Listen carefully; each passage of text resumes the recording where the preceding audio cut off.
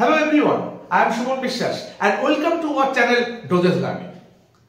আজকে যে টপিকটা নিয়ে আলোচনা করব সেটা ভীষণ ইন্টারেস্টিং হতে চলেছে। How to take medicine properly, কিভাবে আমরা ওষুধ প্রপারলি ভাবে ইউজ করতে পারি এবং প্রপার ভাবে ইউজ করলে কি কি সুবিধা হবে আর প্রপার ভাবে ইউজ না করলে কি কি অসুবিধা হবে। এই তিনটে জিনিস নিয়েই আজকের ভিডিওতে মূলত আলোচনাটাকে কনফাইন্ড রাখবো। যদি আপনাদের এই ভিডিওটি ভালো লেগে থাকে অবশ্যই লাইক, কমেন্ট এবং শেয়ার করতে ভুলবেন না। আর যদি আপনারা একদম নতুন হন আমাদের চ্যানেলে অবশ্যই সাবস্ক্রাইব করে দেবেন। তো তাহলে চলুন ভিডিওটি শুরু করা যাক। তো প্রথমেই how to take medicine properly, কিভাবে মেডিসিনটাকে সঠিকভাবে আমরা ইউজ করব, মানে সঠিকভাবে আমরা নেব, সেগুলো নিয়েই আজকে আলোচনা। ফলো দা ডক্টর প্রেসক্রিপশন, এটা আমাদের প্রথমে মাথায় রাখতে হবে। ডক্টরের প্রেসক্রিপশন গুলোকে ঠিকঠাক ভাবে আমাদেরকে দেখে নিতে হবে। Know when to take medicine, কখন কিভাবে এই মেডিসিনটাকে আমরা খাবো সেই জিনিসগুলো কিন্তু আমাদেরকে বুঝতে হবে। Take with correct amount of water, very important. ওষুধ খাওয়ার সময় কতটা পরিমাণে কিভাবে জল খেতে হবে সেগুলো আমাদেরকে দেখে নিতে হবে। Do not crush and break tablet, কোন ট্যাবলেট যেন ক্রাশ না হয়, কোন ট্যাবলেট যেন ব্রেক না হয়, ভেঙে না যায়, এগুলোর দিকে খেয়াল রাখতে হবে। কি প্রপার টাইম গ্যাপ, ঠিকঠাক ভাবে টাইম ডিউরেশন হচ্ছে কিনা ওষুধটা খাওয়া, সকালের খাবারটা রাত্রে কোনটা খেতে হবে, কিভাবে খেতে হবে, সমস্ত কিছু ডিটেইলস আমরা আলোচনা করব। তার সঙ্গে do not miss the dose, কোন ডোজ যাতে করে মিস না হয়, মানে সকালে খেতে বললো, রাতে খেতে বললো, আমি রাতটা গ্যাপ দিয়ে দিলাম, এরকম করলে চলবে না, এগুলো আমরা আলোচনা করব। তার সঙ্গে অ্যাভয়েড সেলফ মেডিকেশন, নিজে বুদ্ধি খাটিয়ে ওষুধ খাবো না, এটা কিন্তু ভীষণ রকম ভাবে খারাপ এফেক্ট আসতে পারে, আলোচনা করব details. Check medicine expiry date, check medicine expiry ডেটটাকে সুন্দরভাবে দেখে নিতে হবে, কারণ এক্সপায়ারি ডেটের সঙ্গে অনেক কিছু সম্পর্ক থাকে। এন্ড সাম স্পেশাল ইনস্ট্রাকশন আমাদের ফলো করতে হবে, যেমন ফর অ্যান্টিবায়োটিক্স এর ক্ষেত্রে কিছু করতে হবে এবং এই সমস্ত কিছু কিছু জিনিস রয়েছে যেগুলো আমরা ডিটেইলস আলোচনা করব। এবং নট বাট লাস্ট লিস্ট, সেটা হচ্ছে স্টোরেজ, মেডিসিনটাকে কি করে আমরা রাখবো, এটা আমাদের হাইলাইটস গেল, কি কি নিয়ে আমরা আলোচনা করব। এবার আমরা এক এক করে এক একটা বিষয় নিয়ে আলোচনা করব। তো ফার্স্ট হচ্ছে follow the doctor prescription. Doctor প্রেসক্রিপশনকে কিন্তু আমাদের দারুণভাবে ফলো করতে হবে, কারণ প্রেসক্রিপশন যখন ডক্টর করে তখন পেশেন্টের সমস্ত সিম্পটম দেখে, পেশেন্টকে দেখে কিন্তু সে একটা প্রেসক্রিপশন করে, সেটাকে আমাদের ফলো করতে হবে। সেখানে আমাদের দেখতে হবে এট রাইট ডোজ, সেখানে আমাদের দেখতে হবে রাইট টাইম, টাইমগুলো ঠিকঠাক খাওয়া হচ্ছে কিনা, তার সঙ্গে রাইট ডিউরেশন, টাইমটার গ্যাপ কতটা হচ্ছে, এবং নেভার চেঞ্জ ডোজ, ডক্টর যেরকম লিখেছে সেরকম ভাবে ডোজটাকে খেতে হবে। যেমন দিনে 3 বার লিখলে 3 বারই খেতে হবে, দিনে 2 বার লিখলে 2 বারই খেতে হবে। তারপরে যেটা ইন্টারেস্টিং ব্যাপারটা আসে সেটা হচ্ছে know when to take medicine, very important, যে কখন কিভাবে ওষুধটাকে খাবো। কিরকম, ধরুন কোন একটা মেডিসিন লেখা আছে খাওয়ার আগে খাওয়ার জন্য, আমরা অনেক সময় কি করি, খাওয়ার ঠিক 2 মিনিট আগে আমাদের মনে পড়ে আমরা একটুখানি জল দিয়ে ওষুধটাকে খেয়ে নিই। ভুল কনসেপ্ট, কারণ খাওয়ার 30 মিনিট আগে খেতে হবে কিছু ওষুধ আছে, যেমন গ্যাসের ওষুধ, পিপিআই, প্রোটন পাম্প ইনহিবিটর, রেবেপারাজল, ওবেপারাজল, প্যান্টোপারাজল, এবং মার্কেটেও এরকম প্রচুর কোম্পানির ওষুধও পাওয়া যায়। আমি জাস্ট একটা নাম বলছি কারণ সবাই জানে প্যান40, প্যান, এই ওষুধ, এই জাতীয় ওষুধগুলো খাওয়ার নিয়ম খাওয়ার ঠিক 8 ঘন্টা আগে, তা না হলে কিন্তু ওষুধগুলো প্রপারভাবে কাজ করতে পারবে না। এবং কিছু অ্যান্টিবায়োটিক্স আছে যেমন অ্যাজিথ্রোমাইসিন, খাওয়ার 8 ঘন্টা আগে খাওয়া উচিত। তার সঙ্গে আফটার ফুড, এটা কিন্তু একটা ইম্পর্টেন্ট ফ্যাক্টর। আফটার ফুড মানে খাওয়ার সঙ্গে সঙ্গেই কিন্তু আমাকে ওষুধটাকে খেয়ে নিতে হবে, ইমিডিয়েটলি আফটার, আমি লিখে দিয়েছি এখানে ইমিডিয়েটলি আফটার, এটা আমাকে মাথায় রাখতে হবে, ইমিডিয়েটলি আফটার। যেমন পেন কিলার, যেমন যে সমস্ত ব্যথা হলে আমরা যে ওষুধগুলোকে খাই, যেমন ধরুন অ্যাসিক্লোফেনাক, ডাইক্লোফেনাক সোডিয়াম, প্যারাসিটামল থেকে শুরু করে, এগুলো কিন্তু আমাদেরকে সবসময় খাওয়ার পরেই খাওয়া উচিত। তার সঙ্গে আয়রন ট্যাবলেট, কারণ আয়রন ট্যাবলেট অনেক সময় কি করে, ঠিক ফুডের সঙ্গে না খেলে না অনেক সময় কিন্তু আমাদের কনস্টিপেশন বা গ্যাস্ট্রিক ইরিটেশন করতে পারে, তার জন্য এটাকেও সেভাবে খাওয়া উচিত।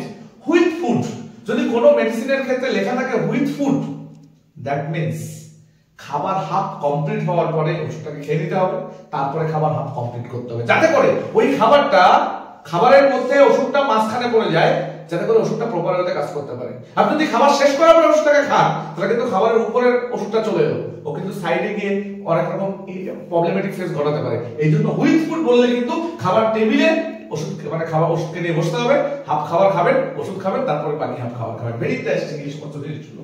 এবং এই এক্সাম্পল কি, সাম অ্যান্টিবায়োটিক্স, সাম স্টেরয়েডস, এই সমস্ত জিনিস, ঠিক আছে।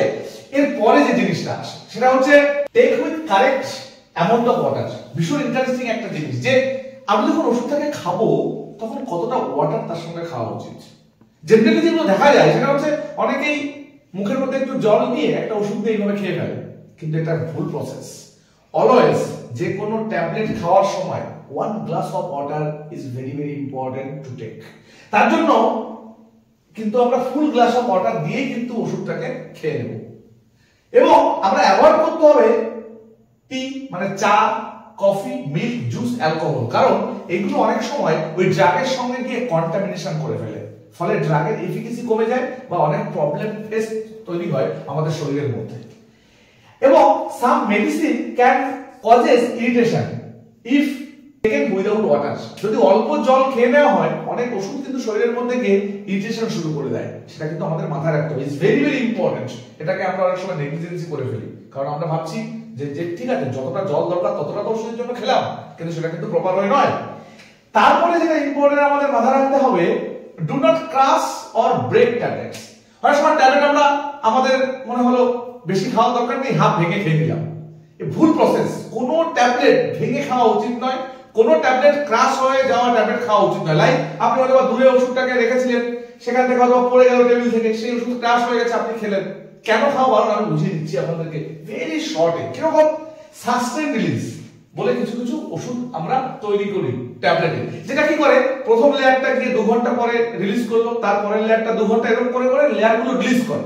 যদি কোনো কারণে সেটা ভেঙে যায় বা ক্রাশ হয়ে যায়, ওভারডোজ হয়ে যেতে পারে, মানে শরীরের মধ্যে গিয়ে বেশি করে রিলিজ হয়ে যেতে পারে। আমরা তো জানি না কোনটা সাস্টেন রিলিজ, এগুলো তো আমরা প্রত্যেকে বুঝবো না যারা মেডিকেল ফিল্ডের নয়। তার জন্য কখনোই কোনো ওষুধকে ব্রেকডাউন হওয়া ওষুধ খাওয়া যাবে না, এটা প্রপার ওয়েতে আমাদের মেনে চলা উচিত। তার সঙ্গে কন্ট্রোল রিলিজ হতে পারে, একই জিনিস অনেকক্ষণ ধরে রিলিজ হবে ব্যাপারটা। এবার যখনই ক্রাশ হয়ে গেল তখনই কিন্তু ওটা ইনস্ট্যান্ট রিলিজ হয়ে গেল, কারণ সেই লেয়ার তো উপরে আর নেই, যে মেডিসিন দিয়ে লেয়ারটাকে তৈরি করা হয়েছিল সেই লেয়ার নেই। তার সঙ্গে আমরা যদি এক্সট্রা রিলিজ সেম জিনিস অনেকক্ষণ ধরে ওটাও চলার কথা, সেটাতেও মুশকিল হয়ে যেতে পারে। এবং ইন্টারেস্টিং এন্টারিকোডেট।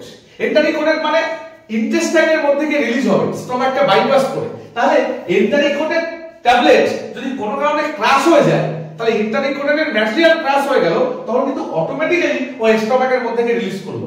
স্টমাকের ইরিটেশন হতে পারে, স্টমাকের প্রবলেম হতে পারে, আর সাবসিকুয়েন্টলি অনেক সময় কিন্তু সেই ওষুধগুলো কাজই করবে না। যে কারণের জন্য খাওয়া হলো সেই কারণের জন্য কিন্তু কাজই করলো না। ক্যাপসুলের ক্ষেত্রেও সেম জিনিস। কিপ প্রপার টাইম গ্যাপ, এইটা কিন্তু ভীষণ ইন্টারেস্টিং। তার কারণ অনেক ওষুধ আমরা জানি যে ওয়ান্স এ ডেইলি আমাদেরকে খেতে বলে, আমরা কিন্তু অনেক সময় ভুলবশত ওষুধটাকে ভুলভাবে খেয়ে ফেলি। কিভাবে খাওয়া উচিত? 24 ঘন্টা গ্যাপ ডিউরেশন দিয়ে। কিরকম? সকাল 8টায় যদি কোনো ওষুধ খাওয়া হয়, ঠিক পরের দিন সকাল 8টায় ওই ওষুধটাকে খেতে হবে, তবেই কিন্তু ওই ড্রাগটা শরীরের মধ্যে গিয়ে প্রপার ওয়েতে কাজ করবে। এটা কিন্তু আমাদের মাথায় রাখতে হবে। 2 নম্বর হচ্ছে যে অনেক সময় আমাদেরকে অনেক ওষুধ দিনে 2 বার খেতে বলে, টুয়াইস এ ডে। তখন কিন্তু আমাদেরকে 12 ঘন্টা অন্তর খেতে হয়। মানে যদি সকাল 8টায় আমি কোনো ওষুধ খাই, ঠিক রাত 8টায় আমাকে ওষুধটা খেতে হবে, তাহলেই কিন্তু 12 ঘন্টা গ্যাপ হলো। সকালে খাওয়ার পরে রাতে খাওয়ার পরে এই কনসেপ্ট কিন্তু ভুল কনসেপ্ট। তার কারণ 12 ঘন্টা গ্যাপ কিন্তু সকাল রাতে খাওয়ার অনেক সময় হয় না। আমাদের সেভাবেই খাবার খেতে হবে যাতে যখন আমি ওষুধ খাবো যেন ওষুধটার প্রপার ডোজ আমি মেইনটেইন করতে পারি। এবং দিনে যদি 3 বার বলে ট্রাইস এ ডেইলি, তখন কি হবে? 24 ঘন্টায় একদিন, তাকে 3 দিয়ে ভাগ করুন, 3 8 24, মানে 8 ঘন্টা অন্তর। তার মানে ডিউরেশন টাইম হবে 8 আওয়ার্স ডিউরেশন টাইম। কিন্তু আমরা অনেক সময় ভুল করে এইগুলোকে বুঝতেই পারি না, বা আমাদেরকে কেউ বুঝিয়ে বলেও না। এতে করে কিন্তু ড্রাগ শরীরের মধ্যে গিয়ে কাজ করে কম, অনেক সময় ওভারডোজ হয়ে যায়, অনেক সময় ড্রাগের সাইড এফেক্ট শুরু হয়ে যায়। এগুলো আমাদের মেইনটেইন করতে হবে, এবং এইগুলো মেইনটেইন করলে আমরা কিন্তু অনেক সুস্থ স্বাভাবিক থাকতে পারি আমাদের জীবনে। আমরা এরকম টাইপসের একটা ভিডিও অ্যান্টিবায়োটিক্স নিয়ে করেছিলাম, আই বাটনে সেই ভিডিওটিকে দিয়ে দিলাম, আপনারা এই ভিডিওটি দেখে নিতে পারেন। তো এরপরে যেটা, do not miss the dose. Dose miss করা চলবে না, এবং ওটা কিন্তু খুব মাথায় রাখতে হবে। বাট তারপরেও যদি কোনো কারণে মিস হয়ে যায়, if a dose is missed, take it as soon as you remember. যখনই মনে পড়বে সঙ্গে সঙ্গে কিন্তু আপনাকে ওষুধটাকে খেয়ে নিতে হবে, দেরি করা যাবে না, immediate. But if next dose is near, যদি কোনো কারণে নেক্সট ডোজটাও তাড়াতাড়ি চলে আসে, ফর এক্সাম্পল রাত 9টায় আপনার একটা ওষুধ খাওয়ার কথা, দুপুরবেলা একটা ওষুধ খাওয়ার কথা, দুপুরে ওষুধটাকে আপনি ভুলে গেছেন, কিন্তু সন্ধ্যা 7টার সময় আপনার মনে পড়েছে রাত 9টায় আবার একটা ওষুধ আপনার আছে, তাতে বেটার সন্ধ্যা 7টায় ওই ওষুধটাকে না খেয়ে ওটাকে স্কিপ করে রাত 9টায় একবার ওষুধটাকে খাওয়া। আর নেভার ডাবল ডোজ, কখনো ডাবল ডোজ খাওয়া যাবে না। আমার কমছে না, আমি ডাবল ডোজ খেয়ে নিলে আমি ভাবতে পারি কমে যাবে তাড়াতাড়ি, এরকম ভাবে কিন্তু মেডিসিন কাজ করে না। মেডিসিন তার প্রপার ওয়েতে কাজ করে, তাই এরকম ভাবে কিন্তু ভুল আমাদের করা চলবে না।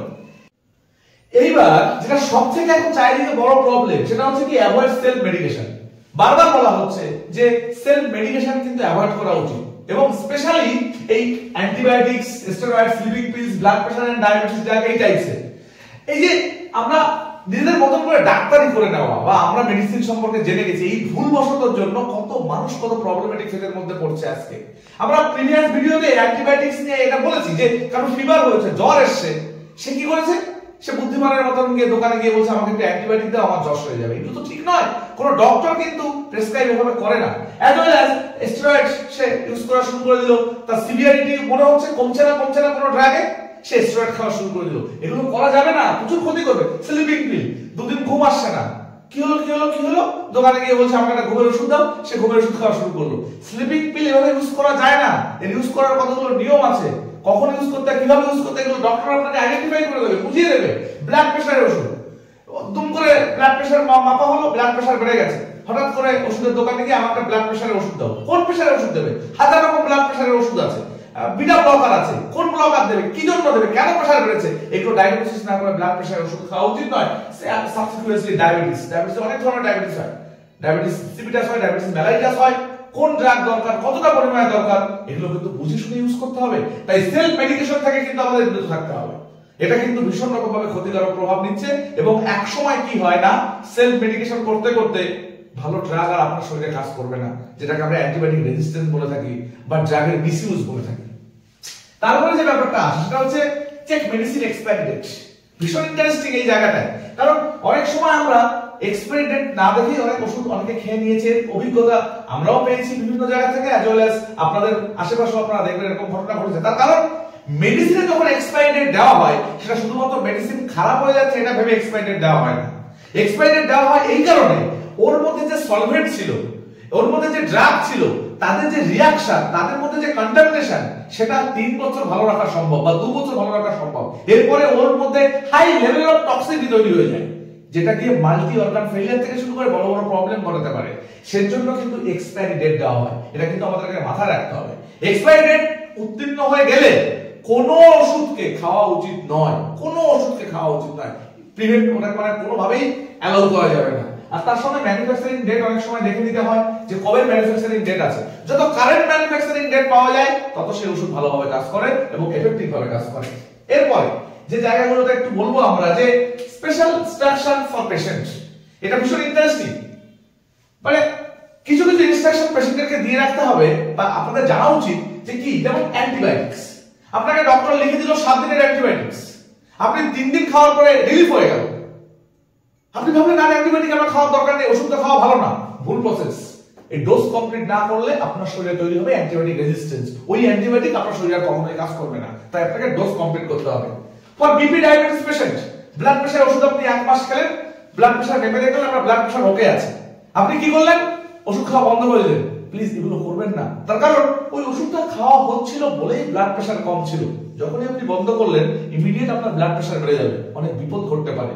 তাই ডক্টরের পরামর্শ ছাড়া কখনো এই ব্লাড প্রেসার ওষুধ বন্ধ করবেন না। এর সঙ্গে ডায়াবেটিক যে পেশেন্ট আছে যারা ডায়াবেটিস যে ওষুধগুলো সেগুলো কিন্তু বন্ধ করা উচিত না, কারণ এই ওষুধ খাচ্ছিলেন বলেই আপনার ব্লাড প্রেসার বা sugar level in your blood normal ছিল। তাই কখনোই কিন্তু উইদাউট ডক্টর কনসালটেশন এগুলোকে বন্ধ করবেন না। বাচ্চাদের জন্য সজাগ দৃষ্টি রাখতে হবে, যেমন বাচ্চাদেরকে বলেছে আপনাকে 2 ml খাওয়াতে, আপনি বাড়ি একটা চামচের মধ্যে 1 চামচ খাইয়ে দিলেন, এরকম নয়। বাচ্চাদের জন্য সিরিঞ্জ আছে, সিরিঞ্জ দিয়ে বাচ্চাদেরকে মুখে খাওয়ানোর জন্য ড্রপার আছে, সেগুলো ইউজ করতে হবে। কখনো বাড়ির কোনো জিনিস ইউজ করে বাচ্চাকে ওষুধ খাওয়ানো যাবে না, প্রপার সিস্টেম মেনে খাওয়াতে হবে। এবং শেক অয়েল বিফোর ইউজ, ভীষণ ইন্টারেস্টিং। প্রচুর সাসপেনশন আছে বাজারে, পার্টিকেলস যে ড্রাগগুলো সেগুলো থিতিয়ে নিচে পড়ে যায়, ঝাঁকিয়ে না নিলে ড্রাগগুলো সব দিকে পৌঁছায় না সঠিকভাবে, সেগুলো কিন্তু প্রপার ইনস্ট্রাকশন মেনে শেক অয়েল বিফোর ইউজ করেই খেতে হবে, তা না হলে কিন্তু ড্রাগগুলো নিচে পড়ে থাকবে, উপরে শুধু জল আপনি খেয়ে নেবেন, কোনো কাজই হবে না। এটা কিন্তু আমাদের মাথায় রাখতে হবে। তো এগুলো স্পেশাল ইনস্ট্রাকশনের মধ্যে পড়ে। Last but not the least, storage. এই মেডিসিন গুলোকে আমরা কি করে স্টোর করব সেটা কিন্তু একটা ভীষণ ইন্টারেস্টিং ফ্যাক্টর। যেমন কিছু মেডিসিন আছে যেগুলো কিন্তু কুল এন্ড ড্রাই প্লেসে রাখতে হয়, সেটাকে যদি কোনোভাবে আমি গরম কোনো জায়গায় রেখে দিই বা যেখানে হিট বেশি সেখানে রেখে দিই, অনেক সময় কিন্তু ড্রাগ নষ্ট হয়ে যেতে পারে, ড্রাগের অ্যাক্টিভিটি নষ্ট হয়ে যেতে পারে, ড্রাগের সঙ্গে কিন্তু কন্টামিনেট হয়ে অনেক রকম পয়জন তৈরি হতে পারে। এটা আমাদেরকে মাথায় রাখতে হবে। Do not store in bathroom, বাথরুমে কোনোভাবেই মেডিসিনকে রাখা যাবে না, কারণ অনেক সময় জীবাণুগুলো তার মধ্যে চলে আসতে পারে। আর কিপ অ্যাওয়ে ফ্রম চিলড্রেন, বাচ্চাদের থেকে কিন্তু সবসময় ওষুধকে দূরে রাখতে হবে, কারণ কোনোভাবে যদি বাচ্চা ওই ওষুধকে খেয়ে নেয়, ওদের তো ছোট ওরা, ফলে ওদের শরীরে যাওয়ার পরে কিন্তু অনেক সাইড এফেক্ট তৈরি হয়ে যেতে পারে। সেই জন্য সাইড এফেক্ট শুধু না, অনেক সময় ভীষণ রিয়াকশন তৈরি হয়ে যেতে পারে।